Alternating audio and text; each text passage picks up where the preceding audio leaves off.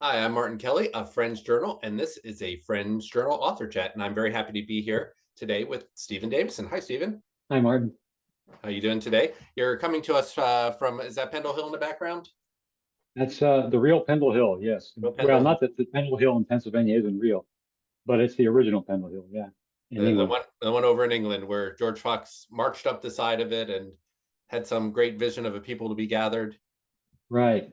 And just so your viewers know, there's a fellow whose name I don't remember, but I think you can find it by Googling, who made a career of painting Pendle Hill. Oh, So there's a whole bunch of really great paintings of Pendle Hill. Um, but anyway, that's neither here nor there. That is Pendle Hill. that is Pendle Hill. Yeah, it's a good spot to be talking about this. Fox had the people to be gathered, and once they got gathered, they were a bit of an unruly bunch, and we finally came up with membership, and that's what the topic is of the May issue of Friends Journal is membership, and how do we live together as friends. Let me just read your bio here from the article. Stephen Dale Davison is a member of Central Philadelphia PA Meeting, now living in Central New Jersey. He is the author of the Pendle Hill pamphlet, Pendle Hill, the center in outside Philadelphia, the Pendle Hill pamphlet, The Gathered Meeting, and of the Quaker blog, Through the Flaming Sword. He also publishes chapters in several Quaker books, including Quakers and Capitalism, A History of Paradoxes, and Quakers, Politics, and Economics. Um, so, Stephen, you start this article off with a great story of you being a kind of difficult friend. I first decided to or thought about joining a Quaker meeting when my uh, ex-wife and kids went to the New York Yearly Meeting annual sessions, which are held on Lake George on a historic YMCA camp. It's a beautiful place, a week-long event with programs for kids from 9 until noon. And my kids were middle schoolers, and they came back raving about their experience. And I thought that anything that could be that exciting to these kids had to be checked out. So I started attending the meeting that my ex-wife had joined, and which a couple of my other very close friends had already joined. Immediately felt at home, welcomed, and um, and felt I had found my spiritual home after decades of going from one place, one tradition to another. So I applied for membership. And it was I like was. a love at first sight, you're saying, pretty It much? was, yeah, pretty much. At the time, I was pretty actively, maybe bordering on rabidly, anti-Christian Hmm. and anti-Bible, though I had been raised in an evangelical Lutheran family and knew the Bible really well and had loved it as a middle schooler myself. But I'd turned on it in college and hadn't given up my quest to mm, do as much damage to Christianity as I could. Mm. And so when I had my clearness committee, I told the people in my clearness committee this, and and they accepted me into membership anyway. You know, they weren't going to turn me down, I don't think, because I had so many close ties with people in the meeting, and in other ways I was a fit. Hmm. But they didn't challenge me in any way about my attitudes. Yeah. So I proceeded to harass one friend in particular who was a Christian and brought Christian messages to the meeting. And I kept my meeting from teaching my kids the Bible and made a nuisance of myself for some time. Right. And it wasn't until I had a leading that was a true cross to the will, as early friends would say, to write a book of Christian earth stewardship that was going to be biblically based. Yeah. And I knew I had this baggage that I was going to have to deal with if I was going to be faithful to this leading. And that's another story. But in the process of writing this book, I fell back in love with the Bible and realized how what a disruptive force I had been in my meeting. What would you have had them do there back in the 90s when you came in all rough and tumble, looking a little bit for a fight, perhaps? What should the Clearness Committee have done, and what do you think you would have reacted to that kind of 1990s, Stephen? I'm sure bells rang in the back of these people's minds. I would have liked them to have listened to those and taken the next step and say to me, Steve, we know that you are, if we accept you into membership, we know you're going to bring things we want to the meeting. But it looks like you're bringing an attitude to the meeting that could be troublesome.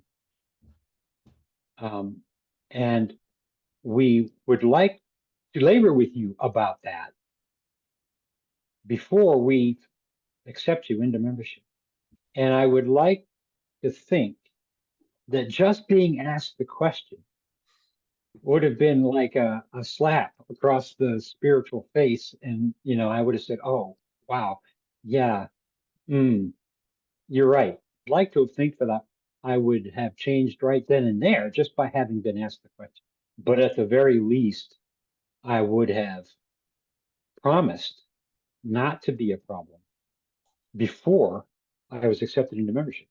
Right, but it could have, I guess, gone either way. I mean, there are people who would get offended by being asked a challenging question in clearness committees. It's a difficult line to walk.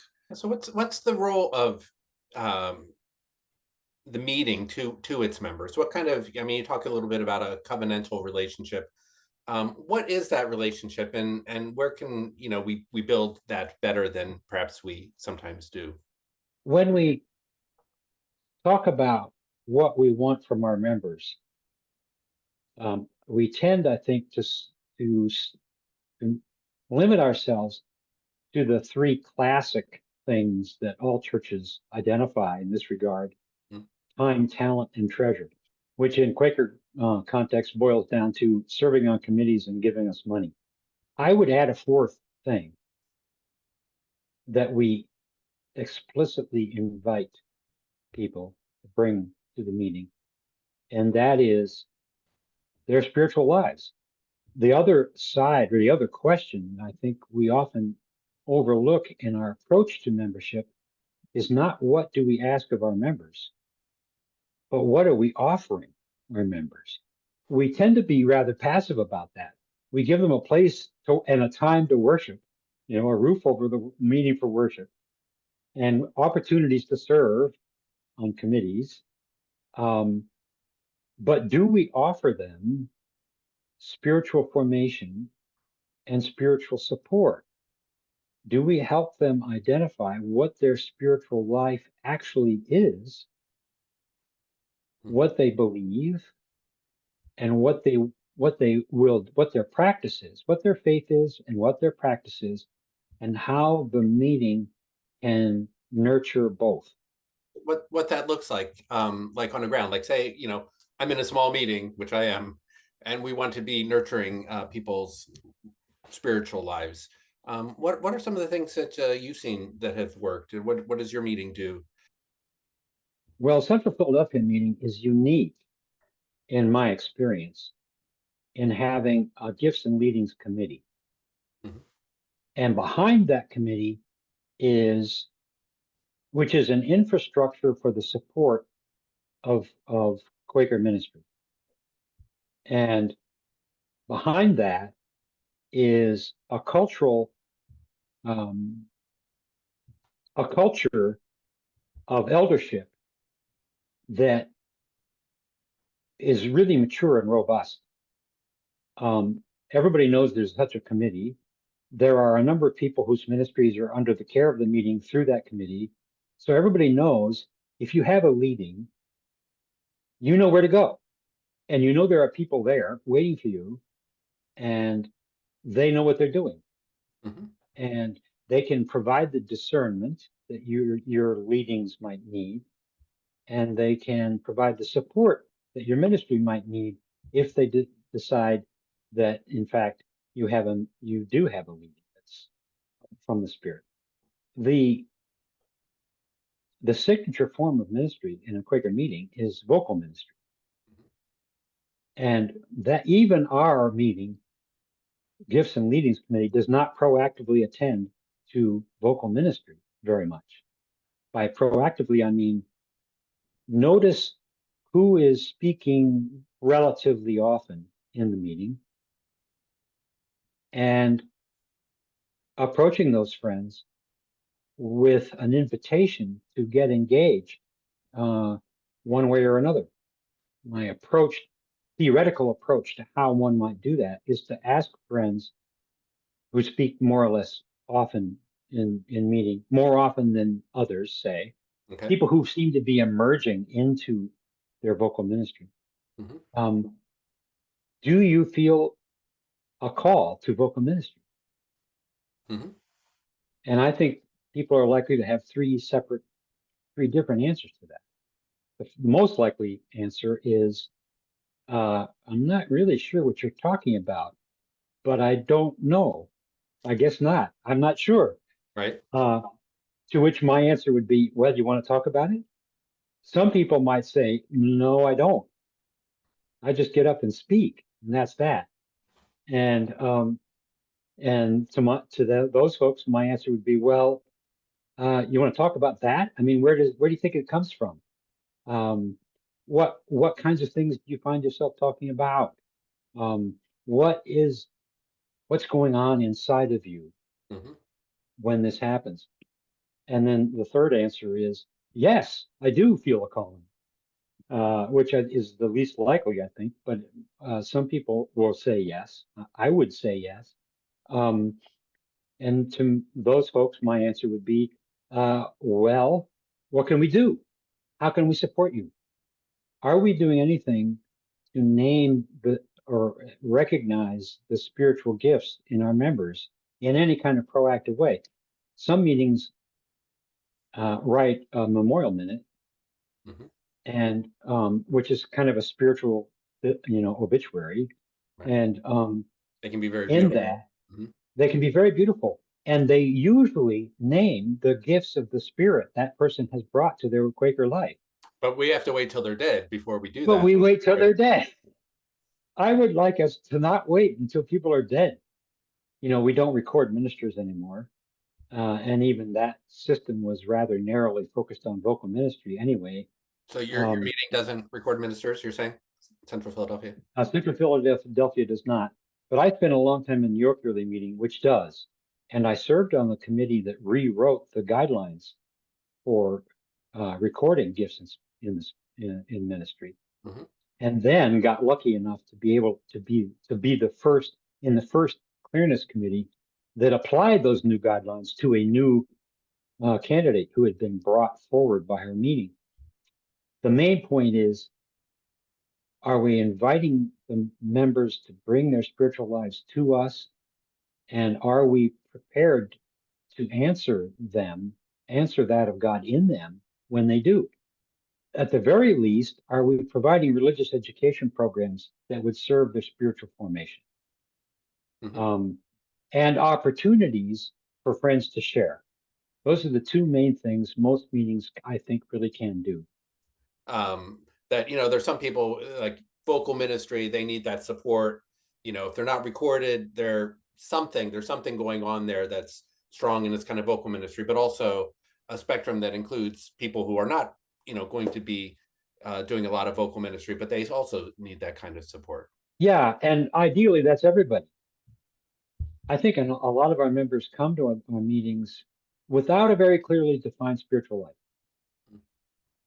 And by which I mean they don't really know what the content of their faith is beyond maybe that they believe that there is that of God in everyone. um, and they may not have any kind of settled spiritual practice.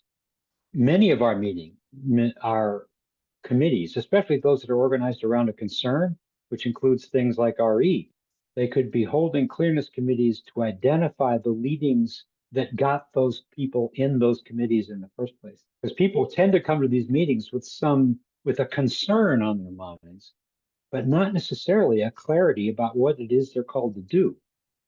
Sounds like a lot of work, but it sounds like the work that we're led to be doing in our meetings. This is what our meetings are for.